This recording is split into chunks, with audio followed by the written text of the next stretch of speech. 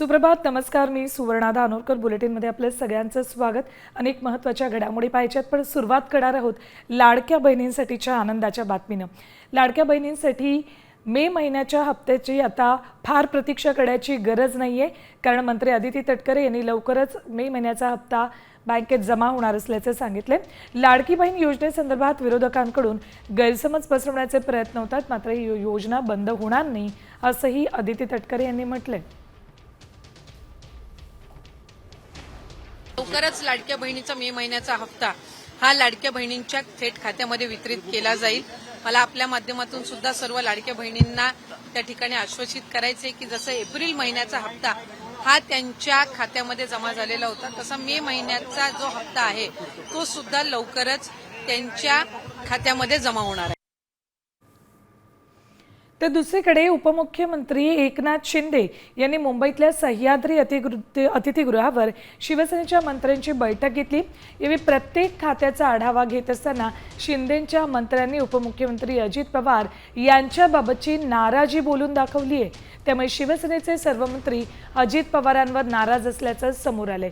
अजित पवार आमची विकास कामं थांबवतात अशी तक्रार शिवसेनेच्या मंत्र्यांनी शिंदेंकडे केली आहे. आम्हाला निधीच दिला नाही तर आम्ही कामं कशी करणार असा सवालही मंत्र्यांनी केलाय. जेव्हा ते गुवाहाटीला वगैरे पळून गेले होते तेव्हा अनेक कारणांमधून एक कारण हेच होतं की दादा फंड देत नाहीत, मग भुजबळ साहेबांच्या मांडीला मांडी लावून बसणार नाही, मग अशी अनेक कारणं जी होती त्याच्यातून मला वाटतं आज पुन्हा एकदा त्यांना ती एक आठवण झालेली आहे. कधी कधी विसरतात, कधी कधी आठवतं त्यांना. पण ही सगळी जी मंडळी आहे, जी मंत्रिपद घेऊन बसलेली आहे, ती व्यस्त आहेत ह्याच भांडणामध्ये की फंड, पैसा, गाडी, बंगला, पालकमंत्रीपद, पुढे काय? तुम्हाला ज्याच्यासाठी तुम्ही इलेक्शन कमिशनच्या आशीर्वादाने निवडून आलात, जनतेची कामं कधी करणार? तर बातमी धनंजय मुंडेंबाबतची. धनंजय मुंडेंवर केलेल्या आरोपांबाबत अंजली दमानी यांची आज एसीबीकडून चौकशी होतीये. मुंडे कृषी मंत्री असताना त्यांनी कोट्यवधींचा घोटाळा केला होता असा आरोप दमानी यांनी केला होता. या संदर्भात त्यांनी एसीबीला पत्र लिहिलं होतं. त्यावर आता एसीबीनं पत्र पाठवत आज चौकशीला उपस्थित राहण्याबाबत दमानी यांना सांगितलं आहे. अंजली दमानिया या आज आता एसीबी कार्यालयात चौकशीसाठी उपस्थित राहतील. त्यांच्याकडे असलेले सर्व पुरावे त्यांनी सादर करावे असं एसीबीनं म्हटलेलं आहे. धनंजय मुंडे कृषी मंत्री असताना त्यांच्या खात्यात मोठा घोटाळा झाल्याचा आरोप दमानी यांनी केलाय.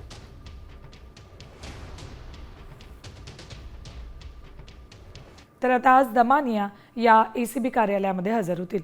राज्यात ठाकरे सेना आणि शिंदे सेनेत टोकाचा राजकीय संघर्ष आहे. मात्र कल्याणमध्ये दोन्ही पक्ष हिंदुत्वाच्या मुद्द्यावर एकत्र आलेत. बकरी ईदच्या दिवशी किल्ले दुर्गाडीवर घंटानाद आंदोलनाच्या पार्श्वभूमीवर दोन्ही पक्षाच्या नेत्यांनी पोलीस अधिकाऱ्यांची भेट घेतली. दुर्गाडीवर नमाज सुरू असताना दुर्गाडी देवीचं मंदिर देखील खुलं ठेवण्याची मागणी दोन्ही पक्षांकडून करण्यात आली आहे.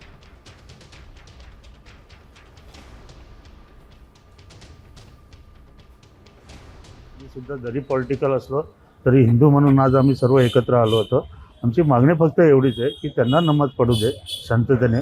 आमच्या मंदिरात जे दर्शन आहे ते सुद्धा सुरू राहू दे. इथे जे आले पक्ष म्हणून आम्ही लेबल लावून नाही आलेलो आहे, हिंदू म्हणून आम्ही एकत्र आलेलो आहे. हिंदूमध्ये आमच्याबरोबर आमदार साहेब आहेत, नंतर पराग तेली, नंतर अनेक पक्षाचे लोक आहेत. इथे हिंदू म्हणून आम्ही एकत्र आलेलो आहे. त्यानंतर बातमी आहे मनसेबाबतची. मनसेसोबत युती करण्यासाठी आदित्य ठाकरेंनी मोठं विधान केले. महाराष्ट्र हितासाठी सोबत आले तर स्वागतच असं आदित्य ठाकरे म्हणालेत.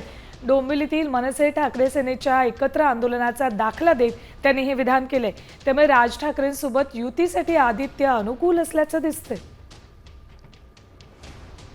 बघा, पुढे म्हणजे आम्ही आमच्याकडून प्रतिसाद दिलेला आहे. आमची भावना हीच आहे की मराठी माणसासाठी असेल, महाराष्ट्रासाठी असेल, महाराष्ट्राच्या हितासाठी असेल, जर कोणी सोबत यायला तयार असेल तर आम्ही त्यांना सोबत घेऊन महाराष्ट्र हितासाठी लढत राहू. पहिली गोष्ट आपण ही पाहिली असेल, काल परवाकडे आमचे दीपेश म्हात्रे आणि त्यांनी तिकडचे राजू पाटीलजी ह्या दोघांनी तर एकत्र आंदोलन केलेलं आहे. लोकांच्या मनात काय आहे हे आपल्याला माहिती आहे. आमचं मन साफ आहे. जे कोणी महाराष्ट्र हितासाठी कुठचाही पक्ष असो, कुठचाही नेता असो, आमच्या सोबत यायला तयार आहे. आम्ही महाराष्ट्र हितासाठी एकत्र येऊन लढू. तर दोन्ही बाजूने एकत्र येण्याची. यानंतर बातमी आहे राज्यातनं.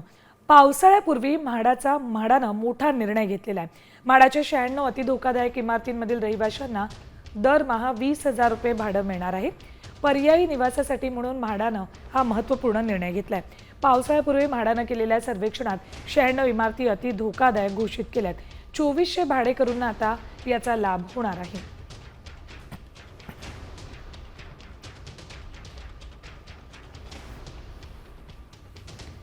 म्हाडानंतर आनंदाची बातमी आहे एसटी कर्मचाऱ्यांसाठी.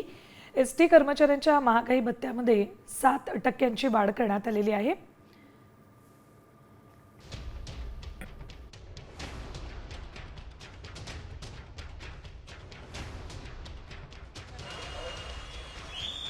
महागाई भत्त्यामध्ये 7% वाढ करण्यात आली. त्यामुळे एसटी कर्मचाऱ्यांसाठी हा क्षण म्हणजे दिवाळीचा क्षण असं म्हणावं लागेल.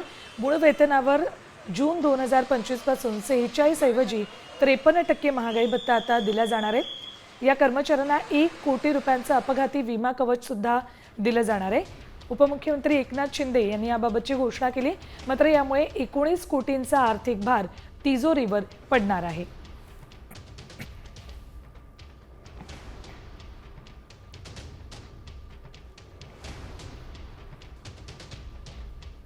यानंतर बातमी आहे क्रीडा विश्वातून. अर्थातच IPL 2025 बाबतची. रॉयल चॅलेंजर्स बंगळुरूनं अखेरीस 18 वर्षांनी इंडियन प्रीमियर लीगचं जेतेपद पटकावले. पंजाबचा संघ अहमदाबादच्या मैदानावर 191 धावांचं लक्ष्य गाठण्यात अयशस्वी ठरला. तर संपूर्ण स्पर्धेत उत्कृष्ट कामगिरी करणाऱ्या RCBच्या गोलंदाजाने फायनलमध्येही भेदक गोलंदाजी करत संघाच्या विजयाचे ते हिरो ठरले. IPL जेतेपदाचा RCBचा 18 वर्षांचा दुष्काळ सुद्धा संपलाय. पंजाब किंग्जला विजयासाठी अखेरच्या षटकात 29 धावांची गरज होती. शशांक सिंग मैदानात फलंदाजी करत होता. जोश हेझलवूडनं अखेरचं षटक टाकलं आणि या अखेरच्या षटकात पहिले 2 चेंडू डॉट बॉल गेल्यामुळे धावांचा फरक वाढला. नंतर शशांकनं 3 षटकार आणि चौकार लगावला, पण सामना तोवर हाताबाहेर गेला होता आणि अखेरीस RCBनं विजय पटकावला.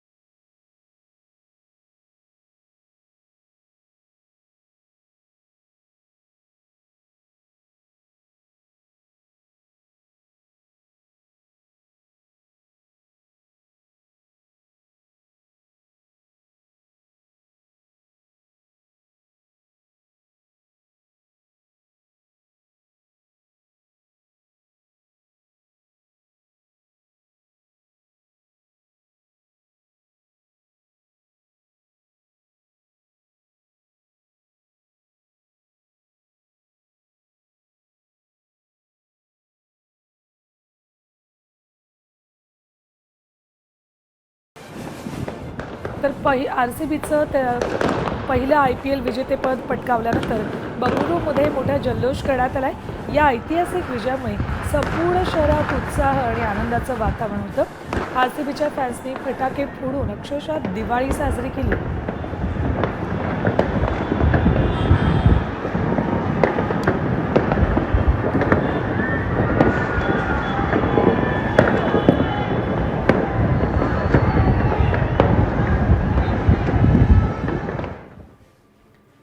तर बंगळुरूचा आणि या संघाचा गेली 18 वर्ष भाग असणाऱ्या विराट कोहलीचं IPL विजयाचं स्वप्न साकार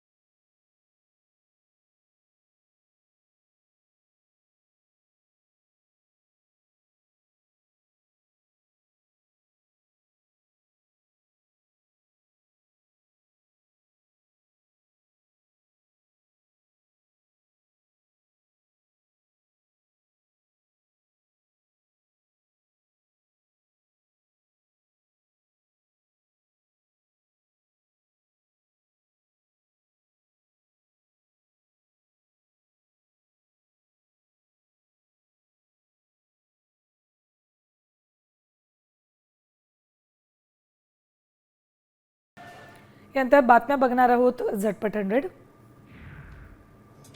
जळगावच्या एरंडोलमध्ये जोरदार पावसानं हजेरी लावली, त्यामुळे शेतकऱ्यांनी समाधान व्यक्त केलंय. अचानक आलेल्या पावसामुळे नागरिकांची तारांबळ उडाली.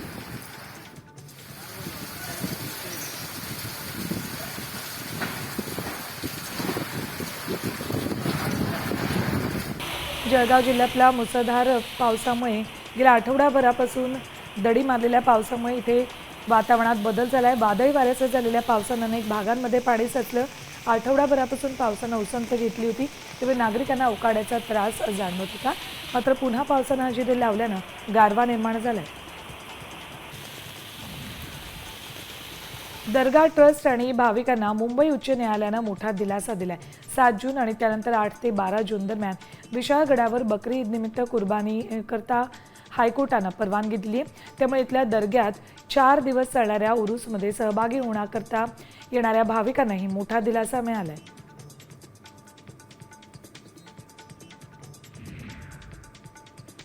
जळगावमध्ये सोन्याचे दर 1 लाखांवर गेलेत. 24 तासात सोन्याच्या दरात 800 तर चांदीच्या दरात 2500 रुपयांनी वाढ झाली आहे. त्यामुळे सराफ बाजारातील दुकानांमध्ये शुकशुकाट पाहायला मिळतोय.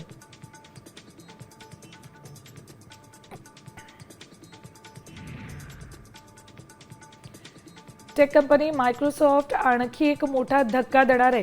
मायक्रोसॉफ्ट 300 कर्मचाऱ्यांना कामावरून काढून टाकणार अशी माहिती आहे. मायक्रोसॉफ्टनं काही दिवसांपूर्वीच तब्बल 6800 कर्मचाऱ्यांना कामावरून कमी केलं होतं. त्यानंतर आता हा दुसरा दणका कर्मचाऱ्यांना बसणार आहे.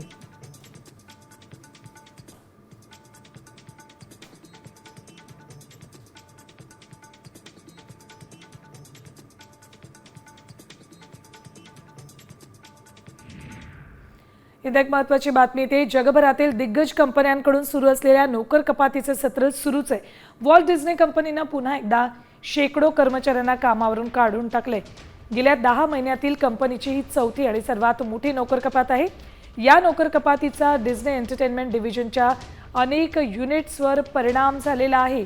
वॉल्ट डिझनीकडून पुन्हा एकदा नोकर कपात करण्यात आली आहे. शेकडो कर्मचाऱ्यांना वॉल्ट डिझनीनं कामावरून काढून टाकले. याचा परिणाम मात्र कामावर झालेला दिसतोय.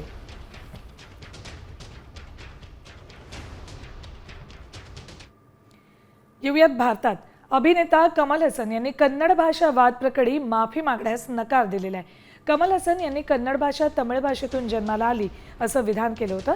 त्यांच्या या विधानानंतर कर्नाटकात संताप व्यक्त केला जातोय. कर्नाटक हायकोर्टानं कमल हसन यांना माफी मागण्यास सांगितलं होतं, मात्र त्यांनी नकार दिलाय. त्यांचा आगामी ठग लाईफ चित्रपट कर्नाटकात प्रदर्शित होणार नाहीये.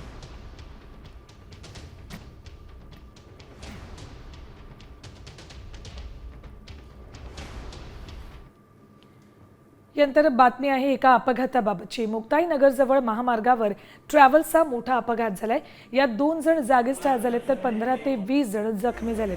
जखमींना रुग्णालयात हलवण्यात आलं. पोलीस प्रशासन आणि नागरिकांकडून मदत कार्य वेगानं करण्यात आलं.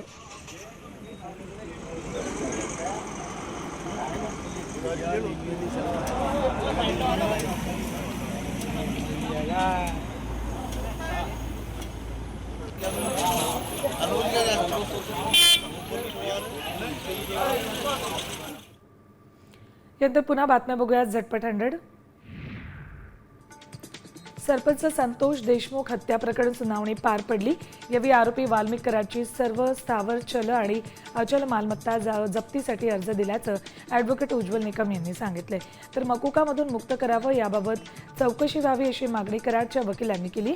त्यावर पुढील सुनावणी 17 जूनला होणार आहे.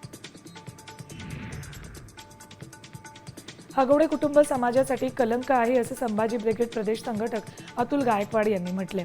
समाजानं जागृत होणं आणि हुंडा पद्धत बंद होण्याची गरज आहे. अनिष्ट रूढी आणि लग्नामध्ये केला जाणारा अनावश्यक खर्च बंद केला पाहिजे असंही गायकवाड म्हणाले. ते धाराशिवमध्ये बोलत होते.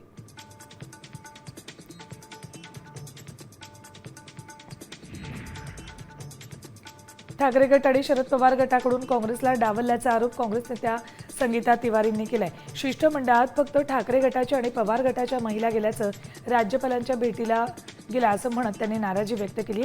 त्यांना कदाचित काँग्रेसला बाजूला ठेवायचं असेल असा आरोप तिवारींनी अंधारेंवर केलाय. बीडमध्ये 800 महिलांच्या गर्भपिशव्या काढल्या, महिला आयोग काय झोपलंय का असा सवाल काँग्रेस नेत्या यशोमती ठाकूर यांनी विचारलाय. बीडमधील ऊसतोड कामगार महिलांचं हे प्रकरण समोर आल्यावर ठाकूर यांनी महिला आयोगावर निशाणा साधलाय. इतक्या महिलांचं गर्भाशय का काढलं गेलं याचा शोध लावावा असंही त्या म्हणाल्या.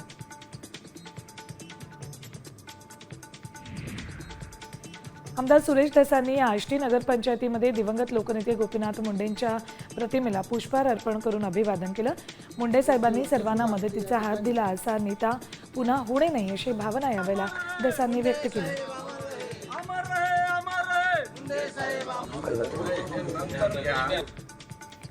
शशांक आणि लता आगवणेंना म्हाळुंगे पोलिसांनी ताब्यात घेतले.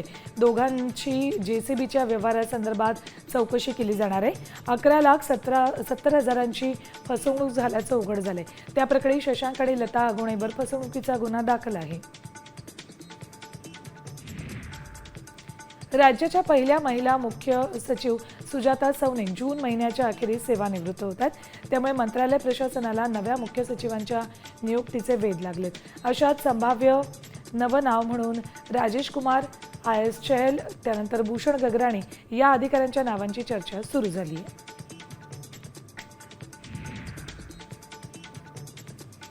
राष्ट्रवादी काँग्रेसचे पुणे शहर उपाध्यक्ष करण गायकवाड यांच्या बॅनरनं लक्ष वेधून घेतले.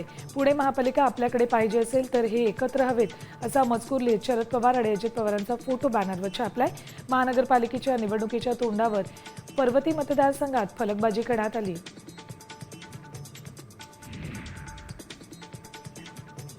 बदलापुरात महाविकास आघाडीनं महावितरण विरोधात आंदोलन केलं. महावितरणकडून सक्तीनं डिजिटल मीटर लावलं जात असल्यानं महाविकास आघाडी आक्रमक झाली. यावेळी गौतम अदानींच्या फोटोला पदाधिकाऱ्यांनी जोडे मारत निषेध नोंदवला. महावितरणचे कार्यकारी अभियंता उपस्थित नसल्यानं पवार गटाचे अविनाश देशमुख आणि काँग्रेसचे संजय जाधव आक्रमक झाले.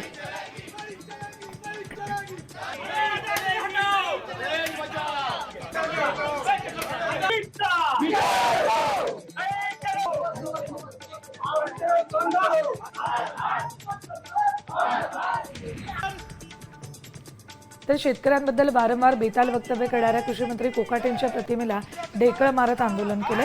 छावा महाराष्ट्र सेनेनं पैठण तहसील कार्यालयासमोर हे आंदोलन केलं. कृषी मंत्र्यांची मंत्रिमंडळातून हकालपट्टी करावी यासाठी तहसील कार्यालयामध्ये ढेकळं फोडत आंदोलन करण्यात आलं. या मागणीचं निवेदन तहसीलदारांनाही देण्यात आलं.